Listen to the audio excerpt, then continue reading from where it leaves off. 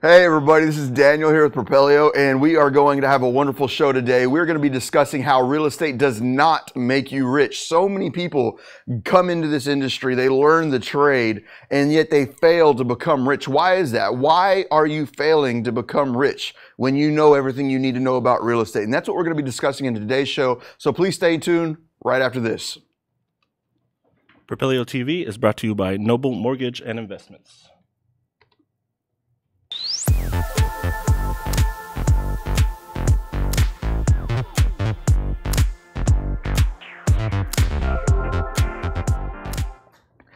All right, man. It's been a while since me and you got to sit down and talk to each other. So how you been, man? It's been a while. Good, man. You know, it's fun because I feel like I know you don't read YouTube comments, but I do. So it's good to get away from the camera because a lot of people like me, but a couple people don't.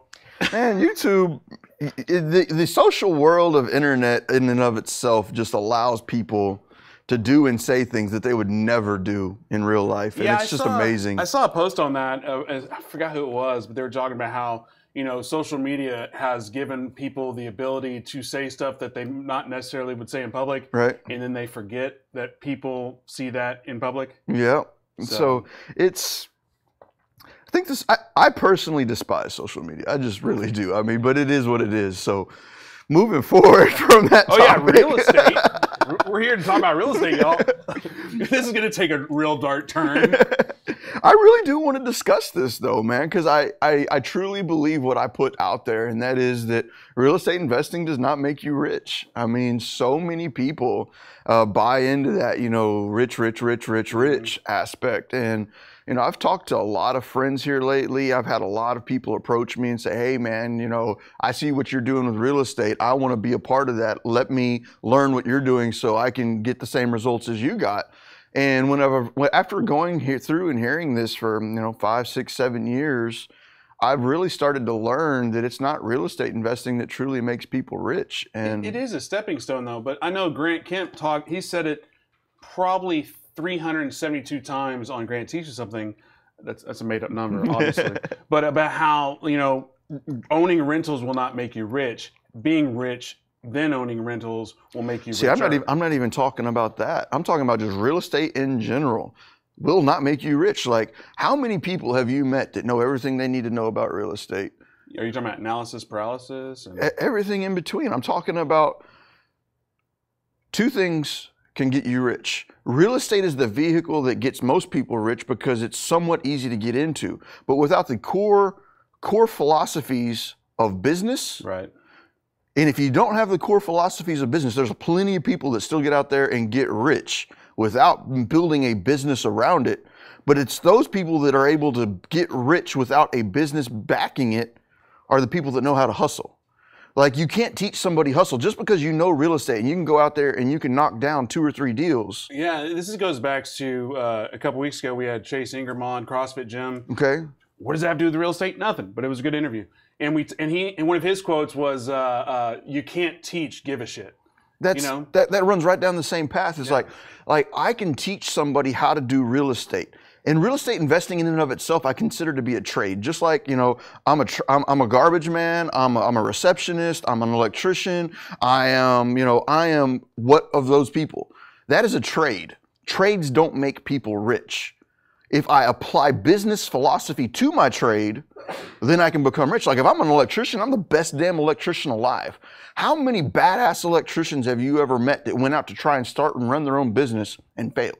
Right. It had nothing to do with the fact that they were good or bad electricians. They just didn't understand business. Well, that same thought process applies to real estate. People go out and they get all of this information about how to do real estate investing, but they ignore 2 things. If you're going to apply real estate investing to get rich, there's 2 things you need to have, or one of 2 things. You either need to be able to understand business extremely well, which will allow you to put into place the people that are needed to run this business and get it growing and scaling. And those are the people that are going to really boom because they do know how to scale. Or 2, you need to know how to hustle. If you don't understand business, you better damn well be able to do it all yourself. And there's only so far that can get you. But if you have a strong enough hustle, you'll get rich as fuck. Yeah, because on that, like, I'm a firm believer in the grind, grind, grind. If you follow me, you know that I just grind. But like even then, there are those feelings of self-doubt and really like, what am I doing? And then for me, like you just have to like pound that to the ground. Is that healthy? Probably not. But that's what I do. But the team building, phase one of what you're, not phase, but what you were talking about with the building a team, if you're a good plumber, you can scale. But if you're not a good business guy, if you're not good at accounting, hire out, outsource that stuff. That is where, and see with me, I was good at hustling. With real estate, like I wasn't able to build a big, massive team around myself. It was essentially me and one other person, and we were able to go out there and make massive amounts of money, increase our net worth, do what we wanted to do. But whenever I started working with Propelio was a totally different beast. I did not understand anything about software companies. I did not have that as a trade. So coming into Propelio as a hustler, I couldn't hustle because I didn't really understand what was going on. So I started trying to learn and apply the business principles and learn the business principles. And at the point in time I started doing that, I realized that another core philosophy to become rich doesn't have anything to do with money at all. I mean, money is only a very small portion of life. You have a wheel, and part of that wheel is your personal well-being, your fitness, your social abilities, your financial worth, your spiritual life. All of that comes into one wheel, and if all of that is focused on money, it becomes a very unbalanced wheel. If you have a wheel that just has one area that's super strong, it's going to make the whole car bumpy. So when you say real estate will not make you rich, you're saying rich in life, maybe not necessarily rich in wealth. Both. Like real estate is a trade. And unless you can apply massive hustle to that trade or apply business philosophy to that trade, it's not going to make you rich. It'll make you money. And some people think, well, man, I made $300,000. Well, $300,000 ain't rich. I mean, let's just face it, it's not.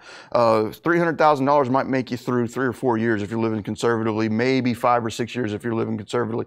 What I'm talking about is just like rich, that wonderful lifestyle that everybody talks about. If you're out there hustling and working your ass off every single day, is that a life? I would say it depends. Going back to our answer, it depends. Because say that brings you enjoyment. Say the grind, the work gives you enjoyment.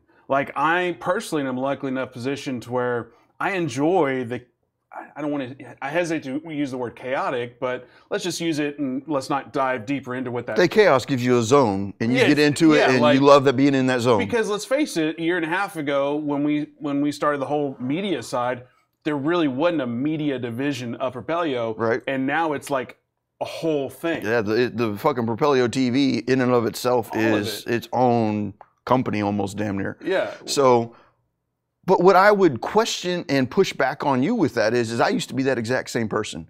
I sat down with a mentor 6 or 7 years ago, and they were like, well, what do you enjoy in life? And I was like, work. And they're like, well, what do you mean work? And I was like, I enjoy working. And they're like, no, like, let's remove work from your life. No. What does your life look like? Oh, God. Yeah. So, I mean, no, it's real, though. Yeah. I mean, because I used to be that exact same person. I used work as my escape from reality. If I was working, then I knew what I could do. I knew what I had to do, and I didn't have to face all of the other problems that I had. So I used work as my way. Some people go to alcohol, some people go to drugs. I used work as my outlet to remove thought processes. Samesies. We have to learn how to get past that, though. I mean, if you can't get past that, life just continues imploding, and without getting outside of that thought process, it's incredibly hard. So I sat down and it was a mind fuck for me. Like when I sat down with that coach, they're like, what do you like to do outside of work? I was not allowed to work. And I'm like, I didn't know what my life was, man. I couldn't even think back to a time in life where work was not the most important thing for me. I started working full-time when I was 13. I had 2 full-time jobs by the time I was 15, and I was working 3 full-time jobs by the time I was 17, working around the clock, just doing everything I had to do. And by the time I was 19, my work completely destroyed my body. By the time I was 19, I was moving furniture. And if you're a workaholic and you're moving furniture for a living, your body goes to shit fast. But so this conversation is very timely because last week we had Freedom Johnson in, and he was like, no. I want to scale. I want to have a lifestyle. I want to do this, but I'm done at 3 o'clock because of my family. And that was exciting for me to hear. That was exciting for me to hear. Some people would have told Freedom, dude, you're stupid. At 3 o'clock, you need to be out there doing this. You need to be doing that. Door knocking, cold calling. But his life doesn't revolve around real estate. His life revolves around his family. What more important thing for a man to say than my family is more important to me than my job? So we needed to figure out a way for Freedom to build a business that would satisfy his needs and still give him what mattered the most to him, which was his family. And I think that's where a lot of people get confused when they start coming into real estate, where they start coming into anything, or even like that electrician that I mentioned earlier, that's like a badass electrician, but never understood anything about business, that seems to still fail. But I would push back on you because because the entrepreneurial lifestyle, you are an entrepreneur, you want to be your own boss. You don't want to work for somebody else. Maybe you have a personality thing. Mm-hmm. You have to grind. You can't, like, in my mind, like, and I hesitate to use words can't, but it doesn't seem very likely you're going to succeed if from day one you're like, hey, I want to do that 4-hour work week. I know what you're getting at. I know what you're getting at, man. Everybody wants the 4-hour work week, and everybody says systems. I get it. But until you have to work to get to that point. So the pushback would be, I understand what you're saying completely, but in that 5 to 10 years down the road, that you want to be able to shift to that mindset. So what I would push back with you on that, because I sat down and had the exact same argument. This show should be called Pushback. I'm cool with that, because it gives me the ability to draw further down the subject. When I sat down with my mentor and they were pushing me hard, saying, you know what, because I'm arguing the exact same thing, man. I just started my first company. I need to get out there. I need to be hustling. Well, guess what? Hustle won. I won. I made it. I made a ton of money doing what I was supposed to be doing. But I lost everything else. I lost my family. I lost my friends. I lost my sanity. I lost everything, but I got a ton of money. Right. Up front, what they were trying to coach me through is the simple fact of, okay, I get it. You just started out. You don't have cash. Work your ass off for the first 3, 4, 5, 6 months. But when you first land that deal, start applying business to the trade, because hustle will get you far. Hustle will get you really far. But at some point in time, hustle will burn out. It will. And I didn't finally feel that until last year. So let's talk about actionable items. So you're talking about that 3, 6, 9 months down the line. If I'm new to this business, if I'm a wholesaler, or say I've got a flip, or I've got something, like, what would you say would be like, because I know, like, Richest Man in Babylon, we talk about, or not we, but that book talks about 10% tithing to yourself. Okay. Let your money work for yourself. So should there be, and I'm talking completely out of my rear here, people, but should there be an additional tithe of every single time you land a big deal, you find a way to systematize something that you don't have to do the next time around?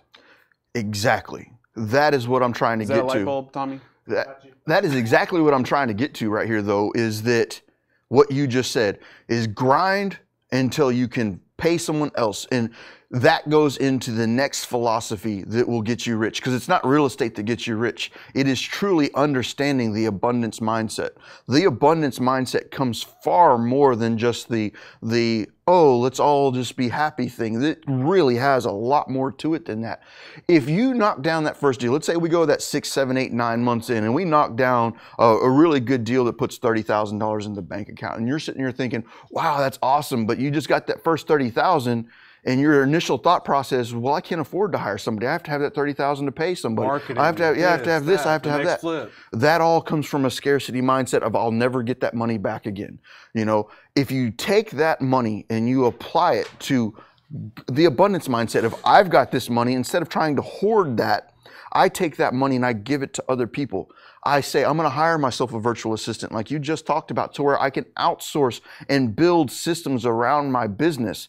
That VA, that virtual assistant, is now getting benefit from my work. They are receiving money from me that I've worked for. That abundance mindset of, I'm going to give back to people. I'm going to build that person up. I'm going to train that person how to have a qualifying job that will give them what they need to support and live in their own family. I will give them that.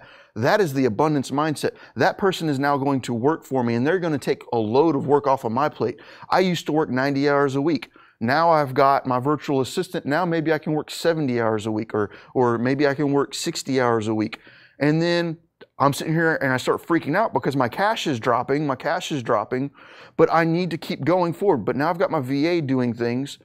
And then now all of a sudden, instead of it taking 9 months to get to my next deal, I'm 4 months to my next deal. I'm just using thoughts out there. And then I would even throw in, before we go too far in the rabbit hole, sorry to interrupt, but like, you know, when you're taking that money to go to VAs, like, hey, I got $30,000, like the tithing aspect of it, yes, most of that money needs to go to further your business. Some of that money needs to go to the systems, but also some of that money still needs to go to your own personal health, wealth, mindset. Growth. Yeah. And that includes shout out to Carlos Reyes out of Phoenix, Arizona. He had posted something over the weekend about, you know, going to events but you know, vet that event. Like you've got Max Maxwell coming here in Dallas later this month. Carlos, they do their mastermind events. You know, use those opportunities to go to events that will truly expand your brain. Obviously, it's no secret that some events we're pushed back on, but if it helps you, go to it. You need to be reinvesting back into yourself to constantly build and to constantly grow. But outside of going to an event, that's still work. Let's actually do something for ourselves. Right, but let's find the vacation. Let's find the family time. Let's go find a mountain bike ride. Let's go find something to, because if it's all work and no play, right, it drives people insane. But I'm just saying, in terms of most people don't even think about taking that big win. And basically what I'm saying is divide up the pie. Yeah. You know, a portion of the pie goes to your vacation, goes to your personal wealth, personal growth. Then you go to your VA systematize, and the rest could go to continuing for the next 3 to 4 months. Because it's crazy. Real estate investing to get started in, it's easy to learn. It's actually, in my opinion, easy to apply. But overall, so many people get into it and they just get stuck in that day-to-day of not knowing what to do. You've got two things you need to do. You either need to hustle your ass off, and getting started, most people, that's where you're going to be. You got to hustle your ass off, and that's where I see so many people fail, is they fail to light that fire under their ass because their why is not bigger than their fear. Their fear stops them from doing something. But if you don't have the hustle, then you better damn well have the business mindset to be able to outsource and scale around that thought process. Because if you don't have those two things, real estate will do nothing. And that's why I'm trying to say real estate does not make you rich. It is a business mindset and a hustle. One of those two things, and if you've got both, you're going to kill it. But if you don't have one of those two things, you better learn it. And it's hard to teach hustle, so you better learn business. I'd like to define hustle quick too, because I know a lot of people like to think they hustle, but about a year ago we had somebody here, and I'm not going to name drop, but they're like, "Yeah, I'm door knocking every day." Well, I do about 30 minutes a day. Well, that's not hustling, man. We need to be doing it 4 to 6 hours a day if that's going to be your strategy. So hustling is more than just. I forget. I don't know. I don't remember who the original person was, but I remember, and it may have been E.T. Eric Thomas. Eric Thomas is No, not that E.T.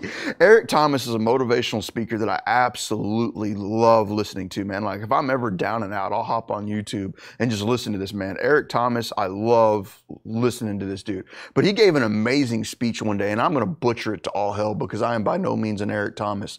But this young, aspiring entrepreneur goes to a meetup or something along those lines, and there's a very successful older businessman there, like just flat out like multi-trillionaire, like top of the top, badass businessman there. And this young aspiring entrepreneur goes up to him and is like, "Man, I want to learn how to be like you, man. I want everything. I've got the drive, man. I've got everything I need, man. You just point me in the right direction and I'm going to go." And he's like, "Man, what do I have to do to be mentored by you? I want, you know, what you've got. How can I get this, man?" And I believe in that, because that was me 10 years ago. You've got to have that drive. And the businessman said, "If you truly want to learn and you truly want to win, meet me tomorrow morning at 6 a.m. And at 6 a.m., we're going to meet out on the beach." So beach is there, 6 a.m.'s there, old man's there early. He's sitting out there and he's in his swim trunks, 76-year-old man sitting there in his swim trunks. And this young aspiring entrepreneur shows up, man. He's fully suited up, man, got his briefcase. He's like, let's go, I'm ready. And the old man looks at him, he's like, follow me, son, follow me. And he takes him out into the water, down to about his ankles, and this kid's in his suit and he's like, what's going on here? What's this old man got me doing? I want to learn business. I don't want to learn how to swim, man. I already know how to swim. I ain't got this. Old man takes him out to his knees and then takes him out to his waist. And then finally, he's got this guy so far out in the water, man, he's just like up to his neck and he can barely touch. And out of nowhere, that old man grabs him and just holds him under the water. And just holds him there. This old man is strong as all hell, man. You couldn't imagine how, and he's holding this guy's under the water, fighting for his life, just going crazy, scratching, clawing, screaming, yelling. And as the guy's about to black out, the old man lets him out from under the water. And he said, whenever you fight that hard for what you want in life, you will be successful. But until you do that, that is hustle. That is what I call hustle. It's that my why. I want to breathe. I have to breathe. There is nothing I can do at this given point in time other than fight to breathe. When you apply that to your business, when you apply that to your goals, you will win. And it's so many people that are out there. I see them show up to meetups. I see them showing up to all these places and they're like, man, I want to do real estate investing. And then the very next thing that they do is go home and play on the video games. They go back to their 9-to-5 job. They are excited about the thought of it, but their hustle ain't there. And it's hard to teach that. I think that's a good place to take a break. All right. You know, because that's a powerful story. And what I would say to everybody who watches, like, what is your reaction to that story? Are you hustling to the point where you're fighting to breathe, or do you need to step it up? You know, and if you're on YouTube, Facebook, podcast, whatever, let us know. You know, jump in the comments. You know, we got it right here, so we're seeing everybody comment right now. So let us know your thoughts on that, and we're going to take a break and come right back. Thanks, guys. Propelio.com. What does Propelio offer? Lead generating websites, access to true MLS comps, off-market lead lists, and deal alerts. Get them all today at Propelio.com.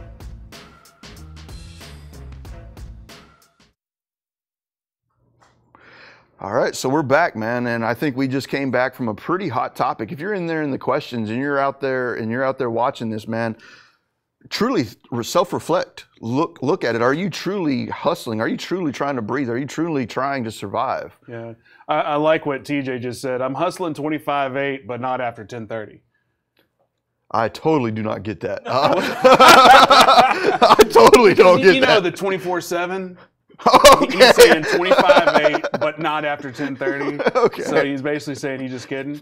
You know, but that's a good example because, like, you know, TJ, him and Sarah just had a kid. I think they're 5-6 weeks old. Isabella now, and you know, still finds time to work. Still finds time to go out and bike rides. You have to. Yeah. You can only hustle for so long before you self-implode. There's no way around it. No matter how much you like the hustle, no matter how much you like the grind, at some point in time, the most people, I can't use a blanket statement of everybody, you will find some loss. And Matt Smith, I need to step it up. I'm stuck in the do everything myself mindset. Matt Smith, man, I was in that same boat when I first got started, and that is a scarcity mindset. That is the mindset of I have to own it all. I have to do it all. I can't let anybody have some of this wealth. I can't let anybody have some of this knowledge. If you apply systems and scale to your real estate investing by allowing other people to take on tasks that you don't want. Like, one of the biggest things is you need a team around you. That is very important. You don't need to be the bookkeeper. You don't need to be the project manager. You don't need to be the general contractor. If you're trying to do all that, it's because you're trying to hoard something. It's either your knowledge or your money. You need to learn to let that knowledge and money go. And when you let that knowledge and money go, I'm not saying just like throw it up in the air, make it rain at the club. I'm talking about select and find key people to bring into your team that will share your vision, that will share your growth, and allow them to be a part of that. That will take your business from where you're at right now with that mindset of, you know, I need to do it all myself, to scaling beyond further than you ever imagined.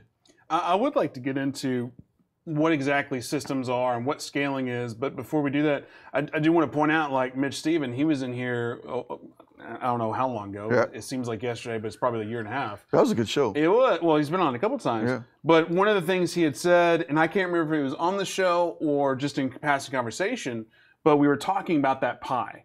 Right. Having all that money, and I'm going to butcher stats and I'm going to butcher numbers, but I'm not going to. Anyway, he decided to give half the pie away to his team, but by doing that, he was able to growth X his company, because now he can go hunting and now he can do stuff, and his team takes on the majority of what he's doing. But basically, the mindset is, if I gobble up all the pie, and I have little, these people doing it, they don't truly take ownership. But if I give half the pie away, all of a sudden that pie is a whole lot bigger. And I remember that conversation, and that was one of the things I was talking with him about. And he was talking about scaling, and one of the things he said was, I was making a lot of money, but I was going crazy because, all I was doing was working. And he said, I had to come to the realization that I was gonna have to lose to win. And what he meant by lose is, he's like, for me to set up all these employees, for me to start creating these systems and start doing all that, I'm gonna have to slow down. I sped up and I hit this, and if I wanted to keep that pace, it wasn't possible for I hit the ceiling. The ceiling was there. He said I was gonna have to pull way back, rebuild, and then go back at it again, but this time without a ceiling. Because whenever he first went at it with that mindset of, I'm gonna do it all myself. And he said, the first year, I took like a huge pay cut. I had to take a huge pay cut because of the simple fact was I had to slow down enough to systematize. And that's where I think Mitch Stevens brought in a massive amount of value in that one conversation. So if y'all are out there watching right now and y'all don't know who Mitch Stevens is, go ahead and search through the archives of the Facebook videos. That interview with Mitch Stevens was great. But let's talk about, because again, we talk about systems, we talk about scaling. Let's go down that rabbit hole of what does systems and scaling mean to you? So let's start with the majority of people that are going to be watching right now, wholesale. Most people getting started in this get into wholesaling because it requires minimal capital starting out, and it gives you the opportunity to start scaling and growing into a business. So starting out, you're going to need to do some sort of lead generation. You're going to need to do some form of acquisitions. You're going to need to handle some level of contract management. You're going to need to handle dispositions of the property and the closing process. Those are the primary pieces of a wholesaling business that you're going to need. Lead curation. So if I'm initially starting out and I'm having to do all 5 of those primary aspects of this business, if I'm doing all 5 of those, for me, depending upon what your lead curation is, for me it was list building. Well, if I'm spending all of my time list building, that means I'm not doing acquisitions, I'm not doing contract management. So what I initially saw in my business is I'd hit waves of income. I'd do a lot of marketing, I'd get a lot of phone calls, I'd go handle a lot of acquisitions, contracts, dispositions, and then closings, but in that order. So follow me there. Boom, boom, boom, boom, boom. Well, if I'm doing acquisitions, what's happening to leads? You're not doing them anymore. All right. So I get acquisitions, I get contract. What's going on with contract management? Who's doing acquisitions?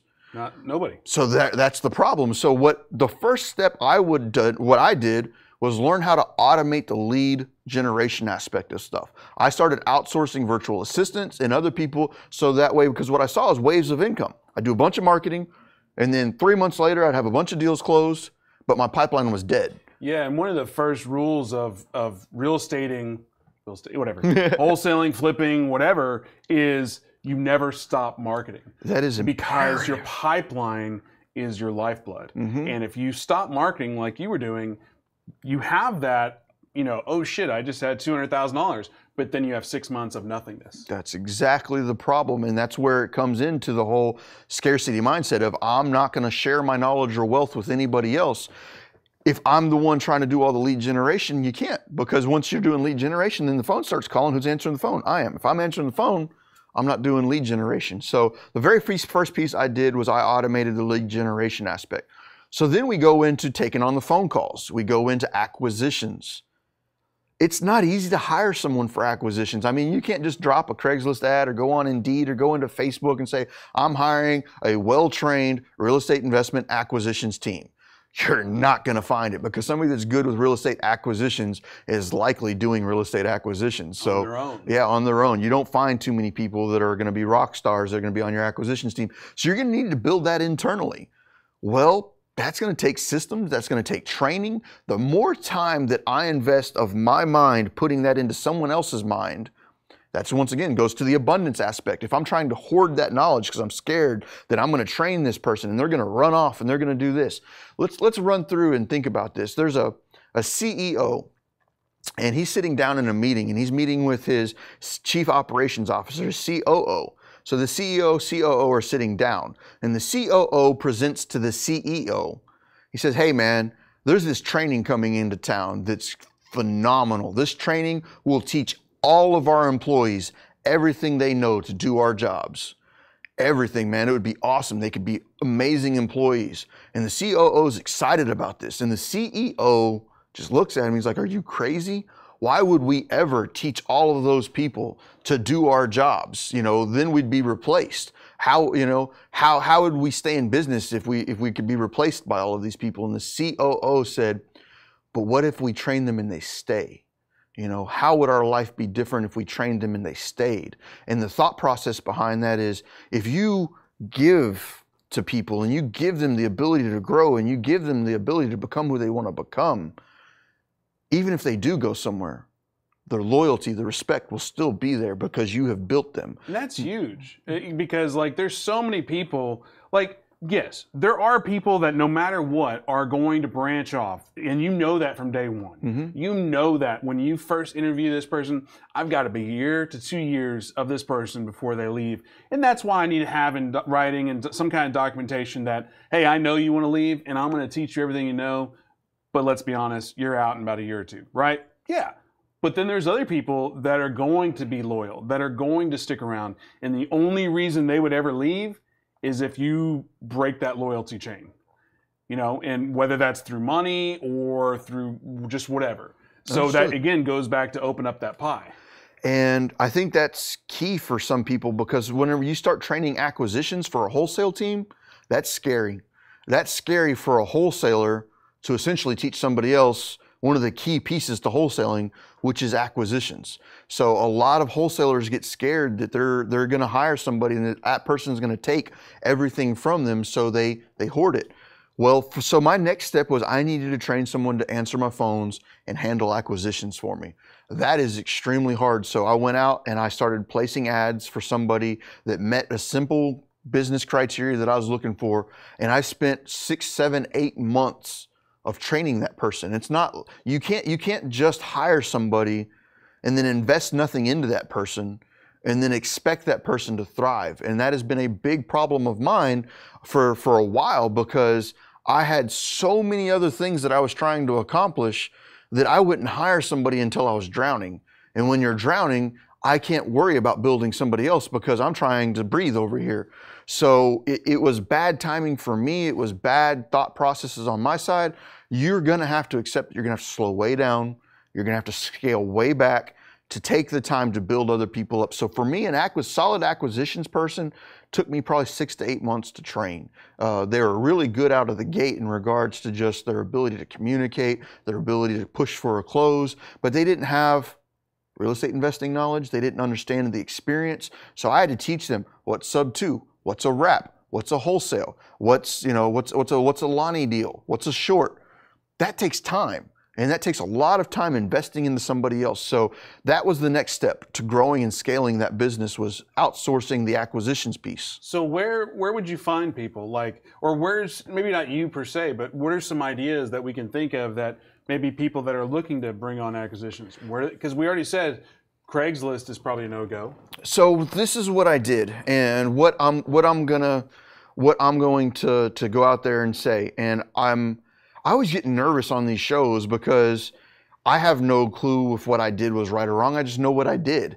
And I was specifically looking for a female, and I don't know if I'm legally allowed to say that, but I mean, I wanted a female. Females tend to do a better job of getting people to open up and talk. And like, if I'm a dude and I'm going through foreclosure and I'm all scared and I got this other guy beating on my door, there might be some tension there, some fear. Whereas typically a woman appears a little softer, and I'm not saying that women are soft, but they have that caring and nurturing inherently through just perception, even if it's not actually there.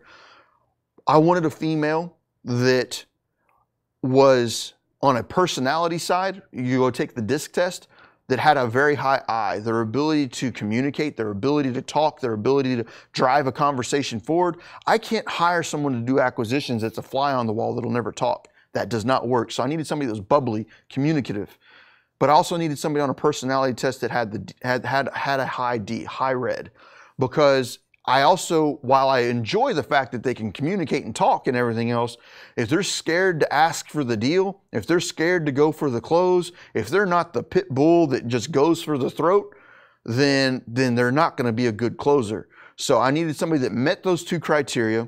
And what I did is I just said, I'm looking for a single mom that's looking for part-time to full-time work, stay at home most of the time.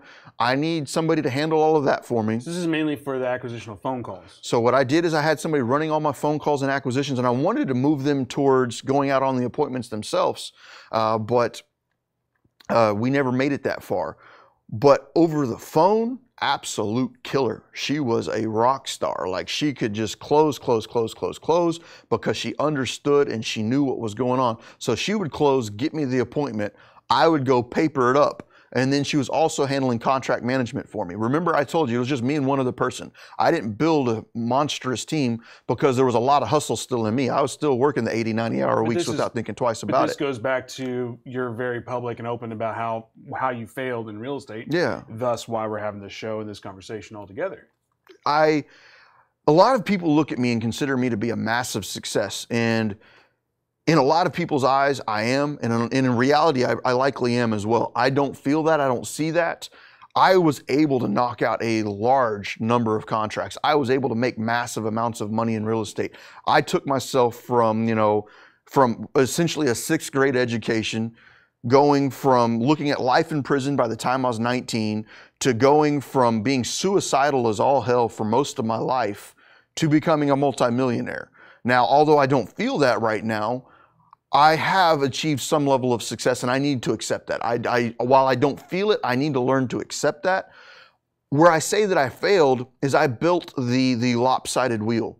All I did was focus on money. I made massive amounts of money. I used work as my alcohol. I used work as my drugs. I used that as my medium for getting out of my own head. But that built a lopsided wheel. And it's hard for a car to go down the road when it's got a lopsided wheel. I was very big financially, but I struggled significantly socially, mentally, spiritually, physically. I gained a lot of weight. I lost a lot of my drive. I lost a lot of stuff. So how can I consider myself to be successful?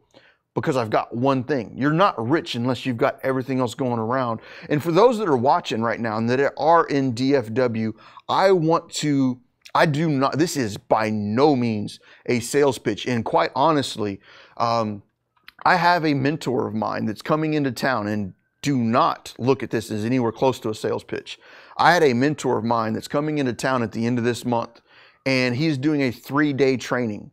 And that 3-day training normally costs about $600. And he asked me if I would promote that to this crowd. And I said, I absolutely would not. I said, I would not, man. I said, I believe in you as much as I believe in you.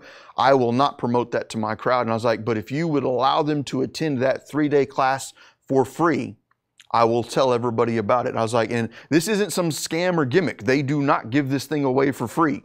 But if you are interested in learning a little bit more about that philosophy that I'm talking about, how to build that well-rounded wheel, if you are one of those real estate investors that are out there right now that are hustling and grinding and you're doing well, but you're starting to see that you're failing in other areas, you're not seeing your kid as much as you want to, you're not doing any of that, check out the link in the comments above for that Life and Air event. It's normally $600, but if you use the promo code DFW, you should be able to get it for free. If that's not working, go ahead and drop a comment in the link if that's not working. Take the time, go out and check out that event. It's 3 days. You are not going to be sold. There are no outside sales coming into there. There are no outside speakers coming into there. And there are no upsales at all during the 3 days. At the end of the 3 days, if you are interested in coaching, you can stay afterwards to talk about it, but I absolutely told them I would not send anybody their direction if there was going to be sales from the front of the room, because I am tired of the guru model of stuff like that. And this company is not that. And I want to make sure that people know that. So I hit that rabbit trail real quick. Check out the link in the event above if you're interested in it. Use promo code DFW to get in for free. Do not register if you don't plan on showing up. Do not register if you do not plan on showing up. They've only got so many people. You get materials.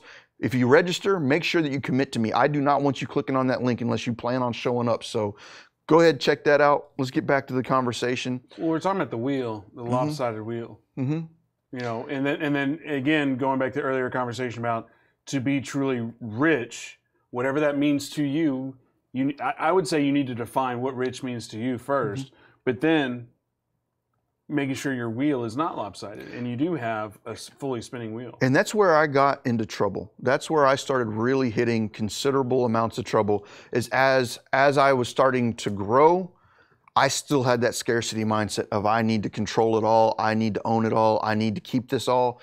It wasn't until I started realizing that I needed to let that go. By letting that go, it allowed me to start diving in and fixing some of my issues, my physical problems. When I first started out in real estate, I was chill, I was happy-go-lucky, man. Me and my wife, super happy. 5 years into it of grinding and hustling, my blood pressure is consistently 180 over 110. My anxiety attacks are hitting me so often and so hard that I can no longer function as a human being. You know, was I rich? Yeah, or rich enough. I mean, like, you know, my net worth went up, but is it worth it if I'm going to die? Is it worth it if at the end of it all that I am finally, you know, able to, you know, be rich and enjoy all those things, but my physical health, my mental health and everything else is so degraded from so many years of doing stuff the wrong way? Was that healthy? No. And that's why I say I failed. And that's why I'm sitting here having this conversation with all of y'all that are out there right now, trying to impress upon you that hustle is great. Hustle is great. You got to have it.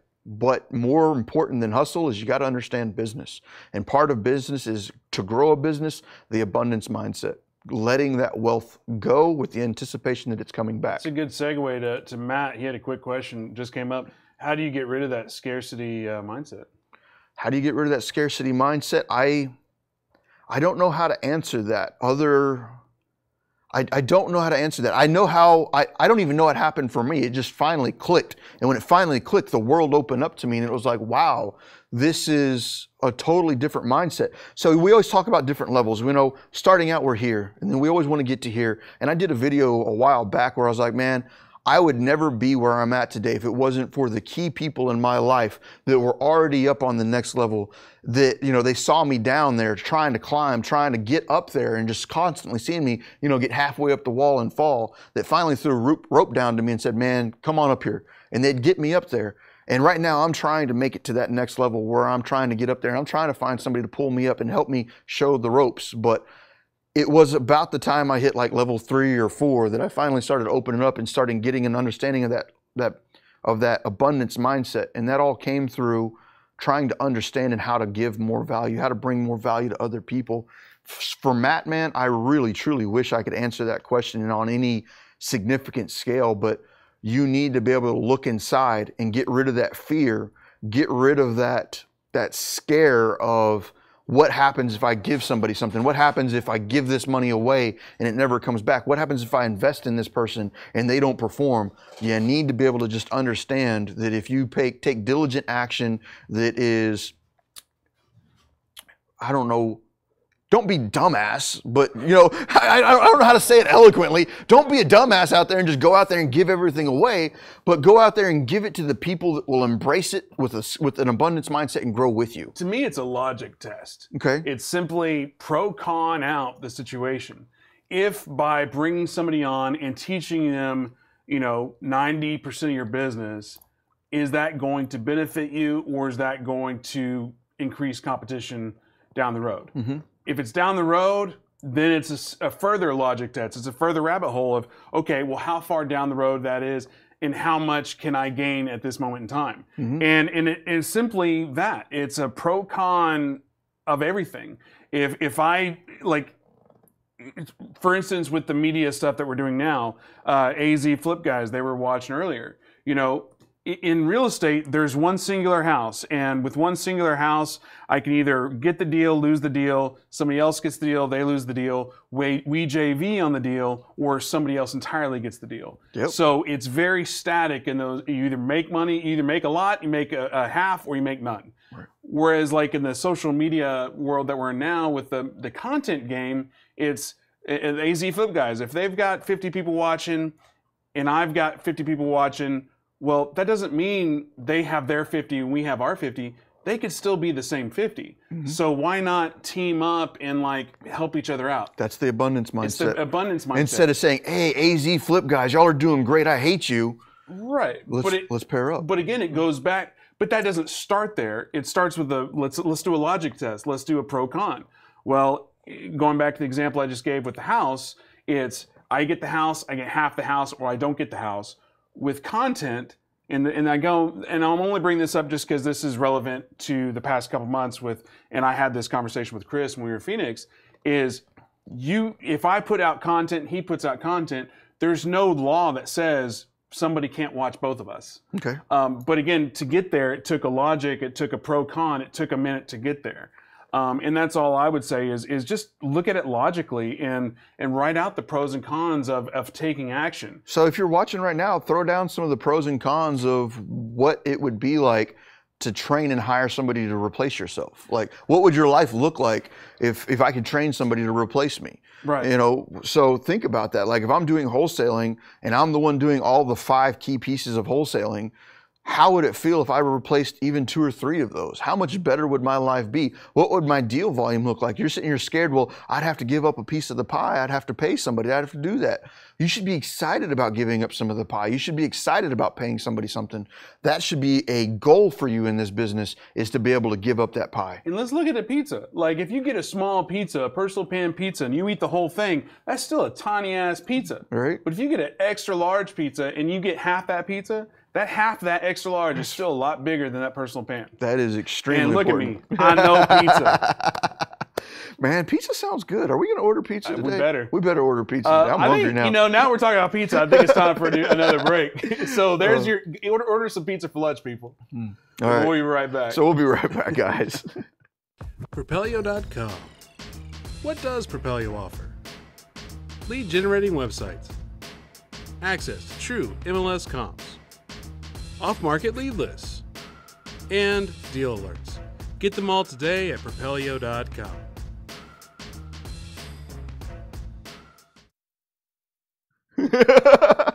Say hi to Tyler. Hey, Tyler. So for everybody that's out there watching, hey, Tyler's my daughter, Tyler and Zyla, and then my wife, Miranda. Say all of y'all thank you for keeping me alive, keeping me here, keeping me moving forward.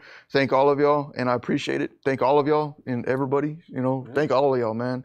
It's been a rough year, so. It's been rough because of establishing that wheel, going back to the topic at hand about finding that work-life balance. And we joke about it, we talk about it, but obviously I don't have work-life balance, and I work and I grind, and when I feel lonely, I just work more, which is not healthy. I want to get you away from that, man. I'm trying. I know you're trying, but I truly adamantly want to get closer to working with you to move further down a path of getting to that next level, man. Well, one of those things is like later this month, I'm going to New York for the Zuckerberg exciting thing.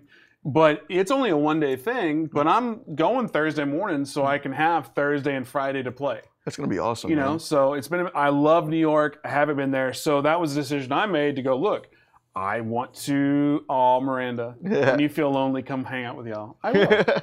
But, but going back, it's like, okay, well, I'm double dipping. I'm going there to establish more connections, to learn more, to it is what it is. I'm going there for a conference, but why not take that time? That was a decision I made. So if you're going to a conference anywhere, if you're doing a work thing, double dip. Right. Make it a vacation. I would love to go to New York someday, man. That sounds awesome, man. Like, send me some pictures because I think Jay Lee's going too. y'all have fun, man. You can come. No, Miranda, let's go. My wife and my kids are the most important things in my life right Bring now, 'em. man. I need to spend as much time as I possibly can with them. And I can promise you going to New York with a 3-month-old and a toddler is not a vacation, man. That is not a vacation whatsoever.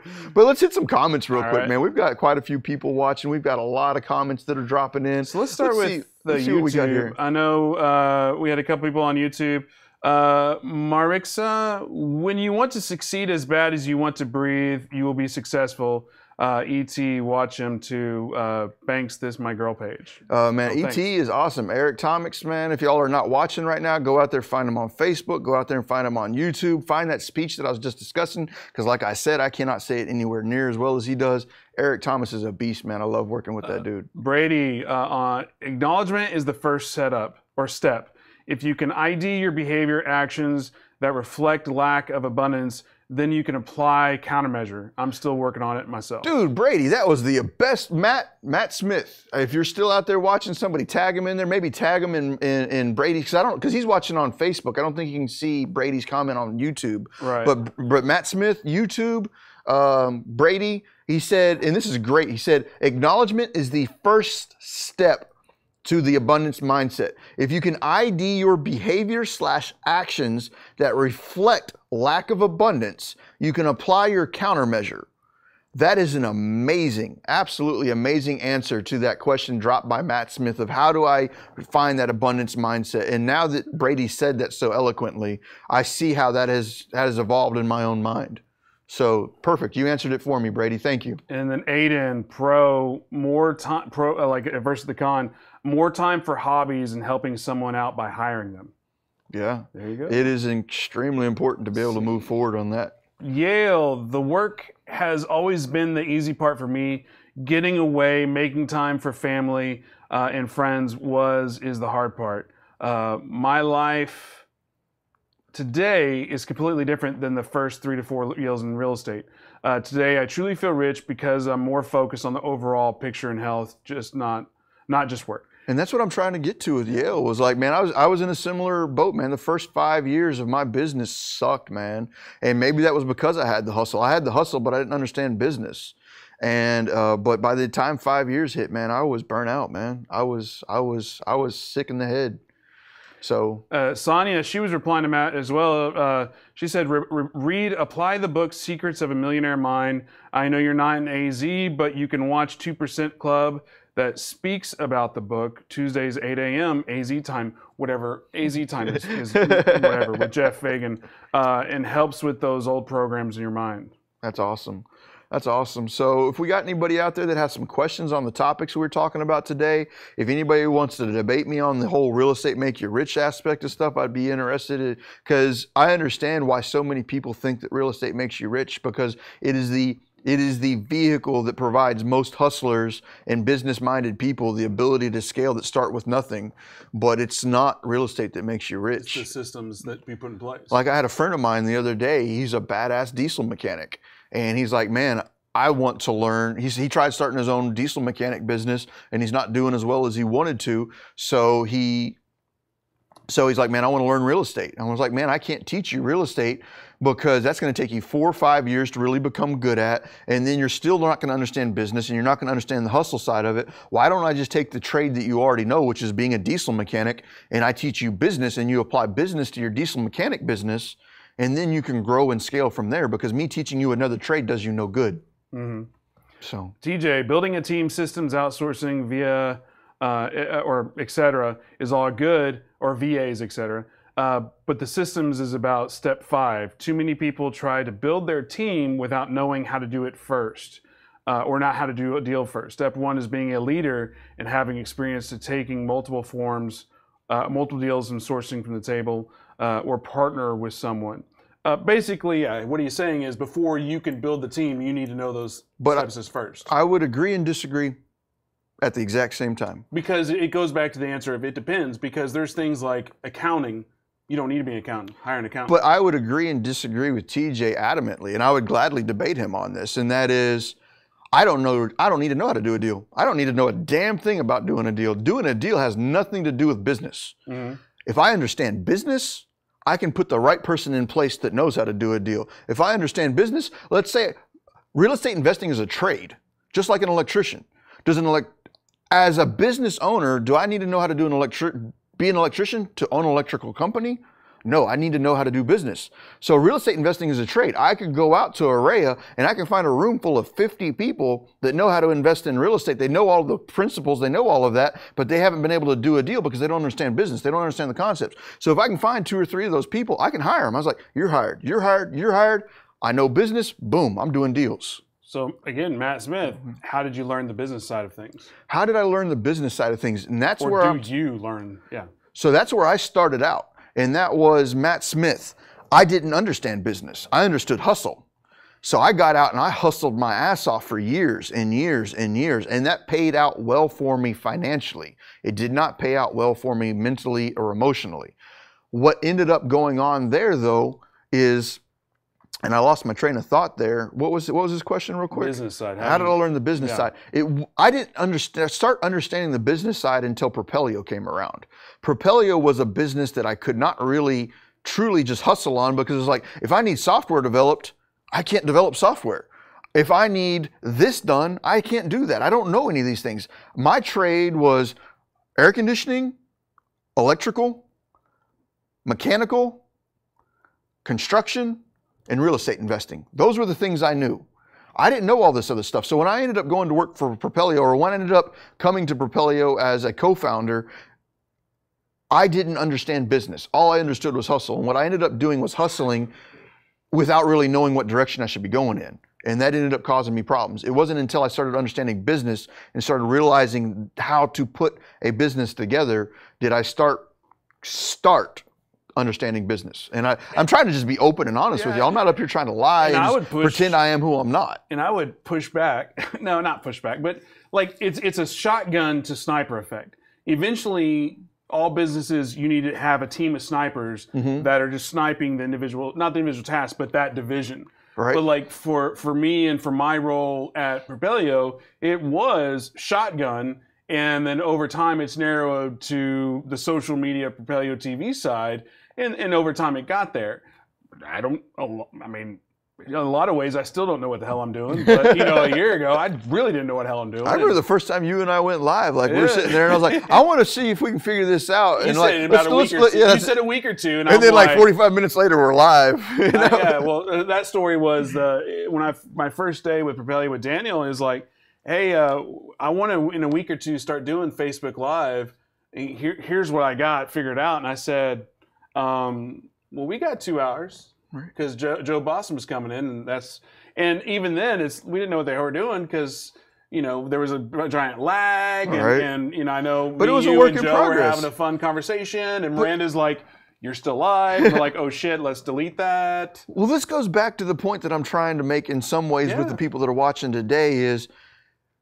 I was scared. I'd never been Facebook Live. I hated being on camera. We didn't know what the hell we were doing, but we overcame what the problem was. We pushed forward and we made something happen. It's the people that sit down and they just get inside their own head and they can't figure out how to push forward that seem to struggle in this business. It's not, I say it's not difficult because I know saying that's fake. That's not real. Real estate investing can be extremely difficult. It's the concepts that are simple. But once you've gained the concepts, applying the concepts tend to be very difficult for people because of self-doubt. You need to overcome that self-doubt. And just to apply this whole conversation to the example we just gave about the studio, where we just kind of shotgun it. If we would have just from day one hired somebody that knew how to do the whole live streaming setup, we would have had Propelio TV or whatever it is now 2 years ago. Yeah. But we didn't because we didn't know that's what we wanted. And we didn't know that's the direction we're going because we didn't know and we weren't focused. So I think going back to what Mitch was saying about take a step back, for me, the first thing you need to do is take a pause and really start writing out the different divisions of your company. Start writing out an SOP, a manual for your marketing, for your acquisitions, for your dispositions, for your accounting. And from there, really start systematizing those sections, those divisions in your company. The people that are able to do that are the ones that are going to scale the fastest. Because on that situation, you may be a Freedom Johnson where you want to keep it small and you want, I don't want to say just get by, but you have your certain lifestyles. But on the other end of the spectrum, you've got Carlos and Sal out in Arizona. You've got the Donovan Ruffins who want to have these mega operations where they have a giant team. But they have the giant team, and I bet you they still have the lifestyle that they want. But that's the point I'm not, I'm saying you have that lifestyle and you have that lifestyle. But what I'm saying is if you have those divisions and you spell it out, you can scale to where you want to be. Let's close on this statement because we're getting close to the end of the show, and I want for the people that are still watching to get some true value out of this. And I'm going to close on this statement. And this is one of the principles that I want y'all to learn. We've got the Life and Air people talking right now. They've given you a code to come to this three-day event. You will learn. This is not a 3-day sales pitch. I promise you. I've been to it enough times. Go to this event. It's a 3-day, and this is what it's going to teach you. We had this conversation with Freedom last week, and what Freedom wanted was to be able to leave work at 3 o'clock and spend time with his family. That was his non-negotiable. I need time with my family. Well, what you need to learn is figure out what you want your life to look like. Sit down, literally, and I think people are watching right now, they're going to ignore this. They're going to ignore me because they're not going to see the value in it. And take this from somebody that's been down this road for a long time. Sit down and write down on a piece of paper what you want your life to look like. And what's going to happen right now, and I'm going to call every one of y'all out watching right now. You're going to sit here and you're going to start thinking about it, but you're not going to do what I'm telling you to do. Pull out a piece of paper, get a pen, and write down. Don't just think about it. Write down, what do you want your life to look like? Don't include money. Don't include business. You know, I want to go to Fiji. I want to travel around the world. I want to spend every afternoon playing with my kid, Tyler. I want to do this. And then build that. See what that looks like, and then put that down into a calendar and say, you know what, I want to go to Fiji this time of the year. I want to do this. I want to do that. From 4 p.m. to 7 p.m. is non-negotiable. 4 p.m. to 7 p.m. is dinner and time with my family. No matter what, it does not get interrupted.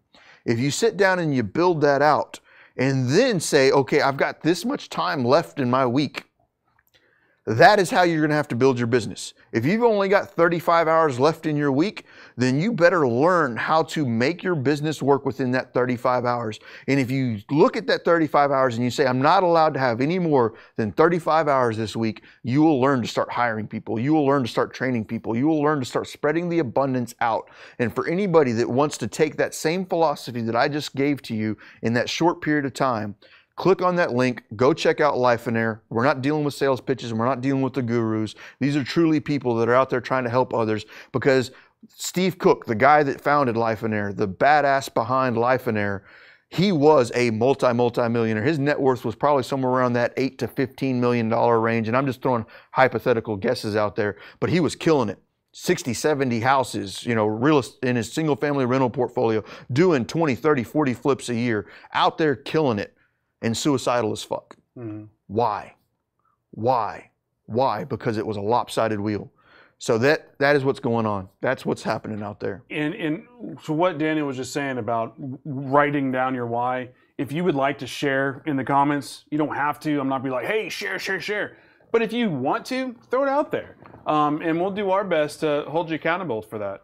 So like I said earlier at the beginning of the show, real estate investing will not make you rich. You need to know how to hustle. Hustle will only take you so far. You better learn the business side of it, because if you don't understand business, you'll burn out and you're not going to scale. Learn those things. Go out there. Provide the abundance mentality. Go out there. Live life abundantly. Thank y'all for tuning in. And if you've got any final thoughts, I think we'll wrap it up here. Propelio.com, 7-day free trial, comps, leads, websites. We're coming nationally to you soon with with comps, yes. With comps, yes. With leads, yes. With websites, yes. If you're local to DFW, May 14th, we got our event. And slow-mo high five out. And if you're local to DFW, March 28th and 30th, we've got the Life and Air event. Register now for free. It's normally $600. Use the code DFW to get your spot. Do not register unless you are going to attend, though. I will be mad at you for life. Tommy, take us out. Have a good one. Propelio TV is brought to you by Noble Mortgage and Investments. Hey everybody, I'm Ryan with Propelio. If you like what you saw, please subscribe. Turn on those notifications and stick around for more.